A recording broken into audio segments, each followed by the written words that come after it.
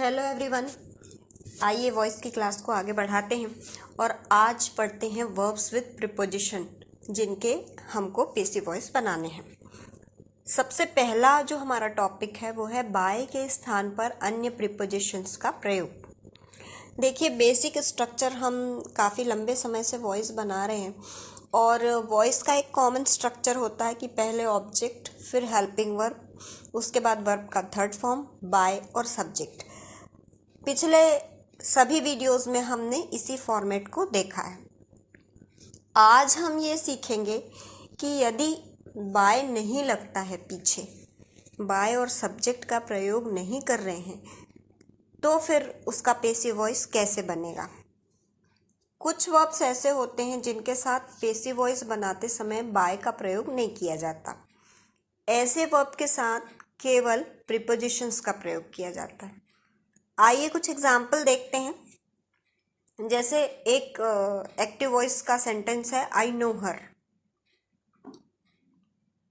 इसका passive voice बनेगा she is known to me. एक और एग्जाम्पल है, he satisfied me, I was satisfied with him.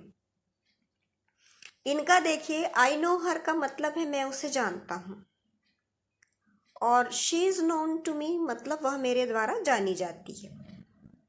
He satisfied मी, उसने मुझे संतुष्ट किया।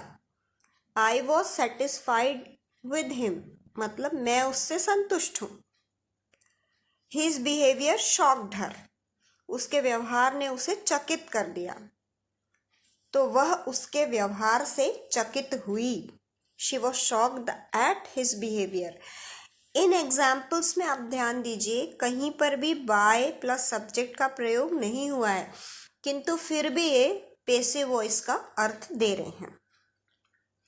अगला है, this box contains book, books are contained in this box, ये पेसिव वॉइस होएगा। देखिए, याद रखें का एक कॉलम है। इस कॉलम में आपको ये बताया गया है कि किस वर्ब के साथ कौन से प्रीपोजिशन का प्रयोग होता है। ये आपको याद रखना बहुत ज़रूरी है। वैसे अगर आप कंटिन्यूअसली इस्तेमाल करते रहेंगे तो फिर याद रखने की ज़रूरत नहीं है। जैसा कि मैं हमेशा हर वीडियो में कहती चली आती हूँ कि प्रैक्टिस मेक्स मैन परफेक्ट। यदि आप किसी चीज़ की प्रैक्टिस लगातार कर रहे हैं तो आपको रूल्स रेगुलेशंस या फिर और कुछ याद रखने की ज़रूरत नहीं, छोटे छोटे पॉइंट्स भी याद रखने की ज़रूरत नहीं है। करते करते वो अपने आप आ जाता है। तो वैसे ही नो के साथ टू का प्रयोग, सेटिस्फाई के साथ विद का, शॉक के साथ एट, कंटेन के साथ इन का। आगे और भी वर्ब्स दिए गए हैं, इनको आपको ध्यान में रखना है और हमेशा की तरह एक्सरसाइज दिए गए हैं जो आपको बनाने हैं। आगे आइए देखते हैं और एग्जाम्पल कैसे हैं। जैसे someone displeased her, she was displeased with. यहाँ पर और भी कुछ नहीं लगा क्योंकि समवन जो है वो अननोन है कंप्लीटली, इसलिए आगे लगाने की ज़रूरत नहीं है क्योंकि ये हमने पिछले वीडियो में देख लिया है कि यदि कोई चीज़ पूरी तरह से अननोन हो या वेल नोन हो, दोनों ही परिस्थितियों में उसे लगाने की ज़रूरत नहीं पड़ती। जब से हम ये वीडियो बना रहे हैं, पढ़ रहे हैं ग्रामर को, तब से हम देख रहे हैं कि वर्ब्स का प्रयोग अलग अलग ढंग से हो रहा है। एक वीडियो शायद ये भी बना है जिसमें कि फ्रेजल वर्ब को डिटेल में बताया गया है। मतलब फ्रेजल वर्ब का अर्थ होता है कि वर्ब के साथ किसी और शब्द का प्रयोग। मोस्टली कुछ जो वर्ब ऐसे होते हैं वो अपने साथ प्रीपोजिशंस लेकर के आते हैं, तो इनको वर्ब्स विद प्रीपोजिशन के कैटेगरी में रखा गया है। जब आप इनको पेसिव वॉइस में चेंज करते हैं तब भी इन प्रीपोजिशन को आप बदल नहीं सकते। आइए एग्जाम्पल देखते हैं।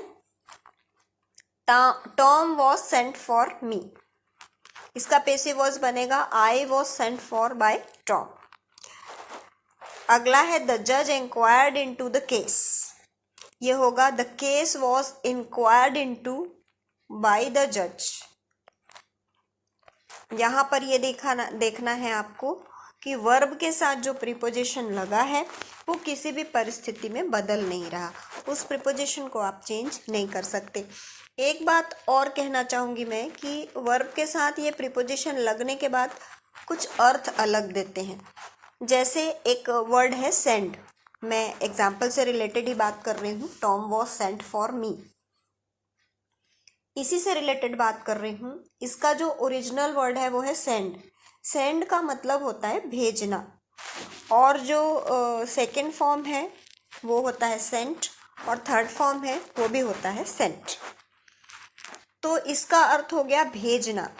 लेकिन यहाँ पर देखिए सेंट के साथ फॉर प्रीपोजिशन का प्रयोग हुआ है, तो सेंट और फॉर मिल करके जो है अर्थ दूसरा देते हैं।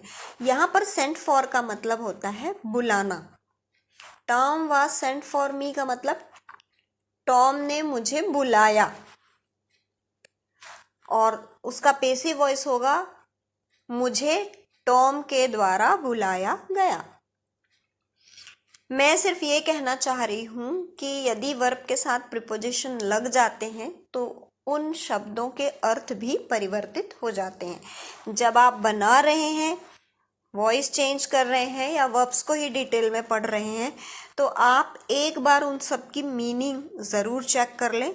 हमारे वीडियो में आपकी सुविधा का पूरा ध्यान रखा गया है और सारी चीज़ें दी गई हैं। फ्रेजल वर्ब कैटेगरी के अंतर्गत सब कुछ दिया गया है।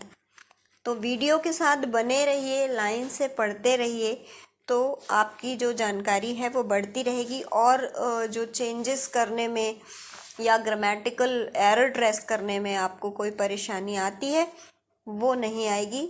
तो इसलिए हमेशा बने रहें। आगे एक्सरसाइज दिए गए हैं जिनको आपको बनाना है। एक कॉलम और दिया गया है जहां पर आपको बताया गया है कि कौन से वर्ब के साथ कौन सा प्रीपोजिशन लगेगा। इन सब को देखना है आपको, और जितने भी एक्सरसाइज दिए गए हैं उनको आपको बनाना है। इसलिए ध्यान से देखिए और बनाइए। उम्मीद करती हूँ ये जानकारी आपको पसंद आई होगी। अगर ये वीडियो आपके थोड़े भी काम की है तो वीडियो को लाइक करना न भूलें। चैनल को ज़रूर सब्सक्राइब करें, क्योंकि ये एक सीरीज़ चल रही है और आई एम श्योर कि ये आपके लिए बहुत हेल्पफुल होगी। Thank you for watching. Bye bye.